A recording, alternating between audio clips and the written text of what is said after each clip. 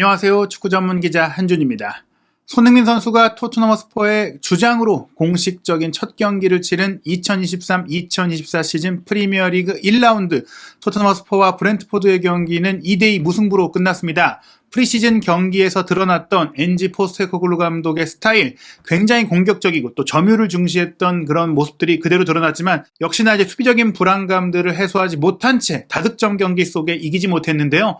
이번 경기 손흥민 선수는 케인 선수가 떠난 가운데 최전방에 올라가서 득점하는 역할을 하면 어떨까라는 기대감과 희망이 있었으나 경기의 전술적인 기조는 프리시즌과 다름없이 손흥민 선수가 사이드라인 플레이를 하는 형태로 전개가 됐습니다. 결국엔 손흥민 선수가 본인의 장점을 살리기 어려운 경기였는데요. 이 경기 주요 장면을 통해서 토트넘의 플레이는 어땠고 또 손흥민 선수의 플레이는 어땠는지 살펴보도록 하겠습니다.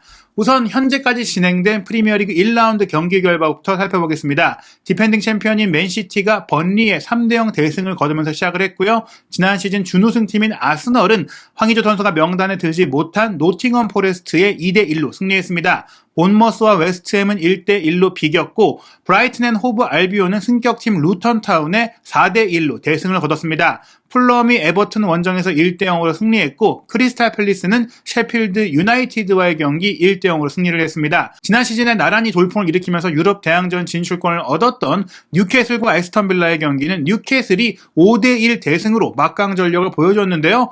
지난 시즌 한 순위 차이로 엇갈렸었죠. 브렌트포드와 토트넘은 이제 호각을 이루면서 2대2로 비겼습니다. 토트넘의 이날 선발 명단 케인 선수가 바이에른 뮌헨으로 이적한 가운데 손흥민, 히샬리송, 클루셉스키가 3톱으로 배치가 됐고 메디슨, 비수마, 스킵으로 3미들이 구성됐고 포백 라인에 막 합류한 네덜란드 수비수 판더펜이 이제 선발 출전을 했습니다. 브렌트포드 같은 경우에는 김지수 선수가 이제 B팀 소속이지만 프리시즌 기간 동안 1군 경기를 또 소화하고 동행을 함께 했었지만 이번 경기 명단에 들지 못했고요. 공식적인 등번호도 배정을 받지 못한 상황이었는데요. 일단 브렌트포드는 5-3-2 대형으로 수비를 두텁게 하고 역습하는 형태의 축구를 구사했는데 신속한 롱패스와 배후 공간 침투 패스를 통해서 위사와 은배모를 통한 이런 효율적인 플레이를 보여줬습니다. 토트넘은 히샬리송을 최전방에 두고 손흥민 선수와 클루셉스키가 측면에 배치됐고 메디슨이 이제 10번 플레이메이커 역할을 했었고요. 우도지, 판더펜, 로메로, 에메르송, 로얄이 이제 포백을 구성하고 비수마와 스킵이 이제 투 미들로 자리를 했었는데요. 경기 초반 11분 만에 토트넘의 선제골을 넣으면서 주도권을 잡는 것 같았어요. 이날 경기 내내 메디슨 선수의 2선 플레이가 예리하고 날카로웠었는데 메디슨 선수가 왼쪽 페널티 박스 바깥 부근에서 직접 얻어낸 프리킥 기회에서 날카로운 오른발 프리킥 크로스를 올렸고 이 프리킥 크로스를 로메로 선수가 껑충 뛰어오르면서 문전에서 강력한 헤더 슈팅으로 마무리를 했거든요. VAR 체크가 있었어요. 조금 앞서 나간 모습도 보였었는데 동일선상에 서 있던 수비수의 다리가 쭉 뻗어 나온 것이 확인이 됐기 때문에 온사이드로 이제 VAR 체크 속에 인정을 받았습니다. 그런데 이 장면 전에도 로메로 선수가 경합 도중에 머리를 다쳐서 좀 쓰러진 장면들이 있었고 이 헤더 장면 이후에도 조금은 이제 띵한 모습 그런 것들을 보였거든요. 사실 이 장면 이후 또 골을 넣었기 때문에 기운이 좀 올라왔기 때문인지 로메로 선수는 엄지를 치켜 올리면서 벤치를 향해서 괜찮다, 뛸 수 있다라는 제스처를 취했는데 이미 포스테코글루 감독은 다빈손 산체스를 몸까지 풀게 하고 대기시키고 있었어요. 로메로는 계속 뛰겠다고 했지만 포스테코글루 감독은 나오라고 소리를 질렀고 결국에는 로메로 선수가 들어오게 됐는데 처음에 벤치에 앉더니 이제 벤치에 앉을 때 입어야 되는 조끼를 내동댕이 치고 라커룸으로 그냥 들어가 버리는 이런 일이 있었습니다. 조금은 항명하는 게 아닌가 싶었지만 후반전엔 다시 벤치에 앉아서 정상적으로 경기를 지켜봤는데 로메로 선수가 굉장히 의욕적이라는 걸 볼 수 있었고 또 포스테코글루 감독이 선수단의 몸 관리를 굉장히 철저히 하는구나라는 것을 느낄 수 있는 장면이었습니다. 토트넘이 1대0으로 리드를 잡았지만 이후에는 브렌트포드의 역습이 더 날카롭게 전개된 장면들이 많이 있었는데요. 특히 투톱 중에 왼쪽을 담당했던 위사 선수의 플레이가 좋았어요. 16분에 위사가 밀어준 공을 은배모가 이어받아서 슈팅을 가져간 장면, 비카리오가 각을 좁히면서 잘 막아내긴 했지만 풀백 뒷공간이 열렸던 플레이였고요. 24분 옌센 선수가 이제 오른쪽 측면을 돌파하는 과정이었는데 말씀드린 대로 로얄의 뒷공간, 우도지의 뒷공간이 계속 열리다 보니까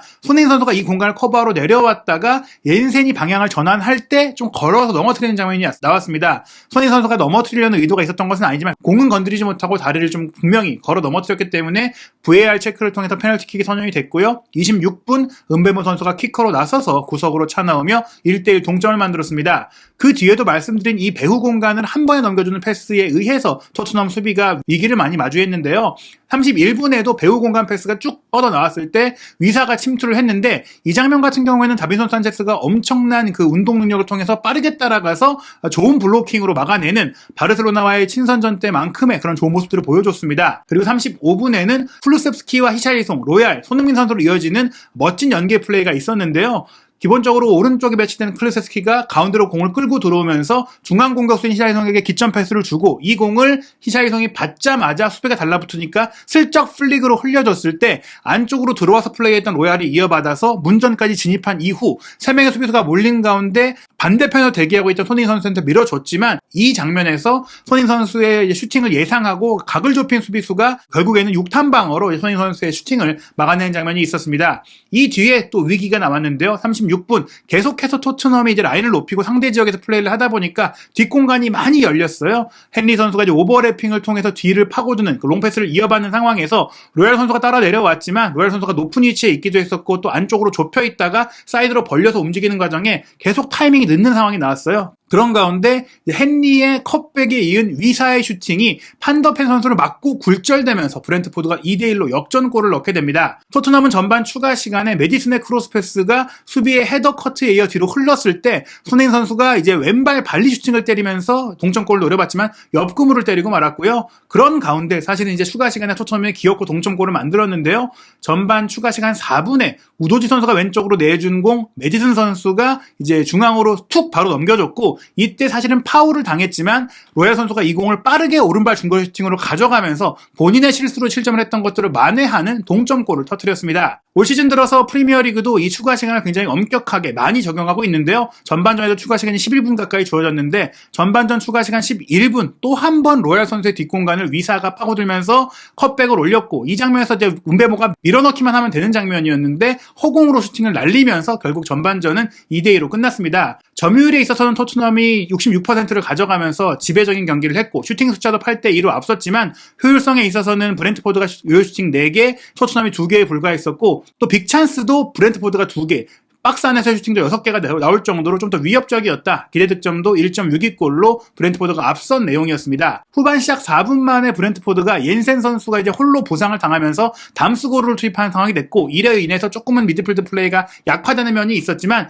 여전히 이제 배우 공간을 한 번에 넘겨주는 패스가 좋았고 위사의 개인 돌파력이 살아났어요. 58분에도 네르고르가 배우 공간으로 뛰어드는 위사에게 패스를 주고 위사가 이 공을 받았을 때 산체스가 달라붙었지만 빠른 타이밍으로 공을 툭 밀어주자 아넬트가 또 이걸 받아서 바로 중거리 슈팅을 때린 것 비카리오가 선방했고 흘러나온 공을 담스보르가 이어받았을 때 이 슈팅 사실은 이제 제대로 임팩트만 됐다면 토트넘이 실점할 수 있는 상황이었는데 빗맞으면서 이제 비카리오의 정면으로 향했습니다. 토트넘이 위기를 넘기긴 했지만 토트넘 수비가 잘했다기보다는 브렌트포드의 결정력이 아쉬웠던 장면인데요. 60분에는 손흥민 선수가 후반전에 또 한 번 절호의 기회를 맞이했고 어떻게 보면은 계속해서 보조적인 역할만 하다가 회심의 슈팅이 나온 장면이 있었어요. 오른쪽에서 클루세스키가 가운데로 끌고 들어오면서 시도한 왼발 슈팅이 수비를 막고 흘렀는데 이게 공교롭게도 이제 바깥쪽에 대기하고 있던 손흥민 선수 쪽으로 왔거든요. 하지만 손흥민 선수의 슈팅을 플래켄 골키퍼가 이제 기가 막힌 선방으로 막아내고 말았습니다. 64분에는 비수마 선수가 밀어준 공 메디슨이 이어받아서 히샬리송 선수에게 연결해주는 중앙 통로를 이용한 멋진 연계 플레이가 나왔는데 히샬리송의 슈팅을 플래켄 골키퍼가 선방을 했고요. 이런 가운데 72분에 브렌트포드는 위사와 네르고르, 히키를 빼고 샤데와 레르슬레브, 밥티스트를 투입하면서 공격진의 체력을 보강을 했습니다. 토트넘도 이에 맞춰서 대응해서 75분에 선수 교체를 했는데요. 손흥민 선수와 스킵 선수를 빼고 페리시와 사르를 투입했어요. 스킵의 좀 에너지 레벨이 많이 떨어지기도 했었고 손흥민 선수가 사실은 조금은 이제 측면에서 플레이하는 데 있어서 예리함이 조금 떨어졌거든요. 오히려 페리시 선수가 프리시즌 기간 동안 사이드 플레이는 훨씬 좋았던 면이 있기 때문에 페리시 선수가 투입이 됐고 실제로 페리시가 들어가서 굉장히 좋은 플레이를 보여줬습니다. 84분에 브렌트포드는 수비 라인에 아예르를 빼고 잔카를 투입하면서 체력 보강과 더불어서 또 화력을 보강을 했는데요. 86분에 잔카 선수가 과감하게 시도한 이제 크로스 슈팅이 크로스바를 때리고 나오면서 토트넘이 또 위기를 좀 넘겼고요. 87분에는 또 샤데 선수를 향해서 배우 공간을 노린 패스가 이어졌는데 비카리오가 빠르게 달려 나오면서 커트를 했거든요. 이게 이제 페널티킥이 아니냐 VAR 체크까지 이루어졌지만 이 장면은 이제 페널티킥이 아닌 것으로 나오면서 토트넘이 이제 또 한 번의 위기를 넘겼고 또 막판에는 토트넘도 기회가 있었어요. 페리시 선수의 기점 패스 메디슨이 받아서 컷백으로 내준 것 히샬리송 선수가 조금 침착하게 슈팅했다면 또 좋은 기회가 될 수 있었는데 성급하게 슈팅을 하다가 수비에 막혀서 득점하지 못하는 장면까지 나왔습니다. 치고받는 경기들이 있었고 정말 화끈한 축구였고 공격적인 축구이긴 했어요. 프리시즌 경기에도 그랬다시피 토트넘이 무려 69%, 70%에 가까운 볼 점유율을 기록을 했고 슈팅 숫자도 18대 11로 앞섰지만 말씀드린 대로 효율성이 부족했습니다. 유효 슈팅은 6대 6이었고 무엇보다 기대 득점은 브렌트포드가 2.02골, 토트넘이 1.26골로 사실은 브렌트포드가 2대 1로 이길 만한 경기를 했다라고 볼 수 있겠는데요. 하지만 기대 도움값을 보자면 토트넘이 1.89개고 브렌트포드가 1.11개였으니까 경기를 만들어가는 능력에 있어서는 토트넘이 더 좋았다. 다만 케인 선수가 떠난 가운데 히샬리송을 최전방에 뒀던 토트넘이 이런 기회를 살릴 수 있는 마침표를 찍지 못했는데 손흥민 선수가 그 마침표를 찍는 데 있어서는 세계 최고의 능력을 갖고 있는데 사이드에서 지원자 역할을 하는, 보조자 역할을 하는 부분이 되다 보니까 주장완장을 차고 팀을 위해 뛰는 것은 맞지만 이게 손흥민 선수를 위해서 정말 제대로 된 선택인가에 대한 의구심이 드는 그런 전술적인 방향성이었다라고 볼 수가 있겠습니다. 손흥민 선수 이날 경기 통계 기록 기반으로 소파스코어 평점은 6.7점이었는데 히트맵을 보시면 아시겠지만 왼쪽 사이드라인을 밟고 움직이면서 거의 윙플레이 위주로만 경기를 했어요. 문전 안쪽으로 들어갔던 기회도 있었고 슈팅 기회가 아예 없었던 것은 아니지만 간헐적으로 찾아왔기 때문에 손흥민 선수가 가장 잘하는 경기를 하기는 어려웠었고요. 75분 동안 뛰면서 기대 득점값이 0.08골이었으니까 득점을 할 만한 기회가 거의 없었다라고 볼 수 있겠습니다. 패스 성공률은 88%로 안정적으로 연결을 해줬지만 크로스 2개는 하나도 연결되지 못하는 상황도 있었고 슈팅 2개 중에 하나가 유효 슈팅이었고 하나는 빗나갔죠. 드리블 시도 2개 중에 하나만 성공을 했고 경합 8번 했는데 이제 3번밖에 성공하지 못했습니다. 여러모로 손흥민 선수가 잘하는 플레이를 하기는 어려운 축구였다. 분명히 포스테코글루 감독 체제에서 공도 많이 지고 많은 공격 기회를 만들고 있지만 주장완장까지 주면서 신뢰했던 손흥민 선수를 잘 쓰기 위해선 본인이 기자회견에서 말했듯이 최전방 옵션으로 쓰는 것이 어떻겠느냐.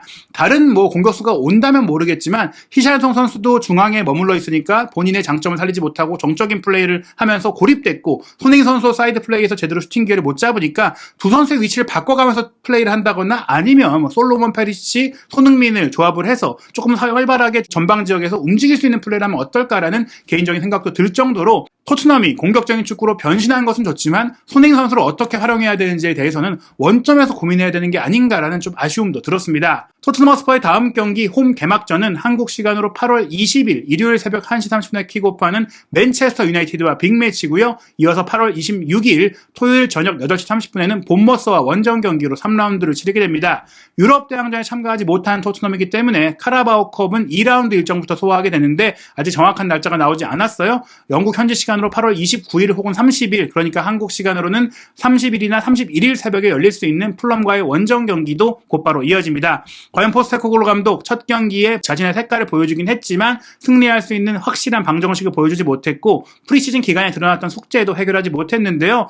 남은 경기를 준비하고 또 치러가면서 또 어떻게 완성형 축구를 보여줄 수 있을지, 케인 선수가 떠난 가운데 손흥민 선수를 살리기 위한 전술적인 해법을 찾을 수 있을지 한준TV에서 함께 확인하시기 바랍니다.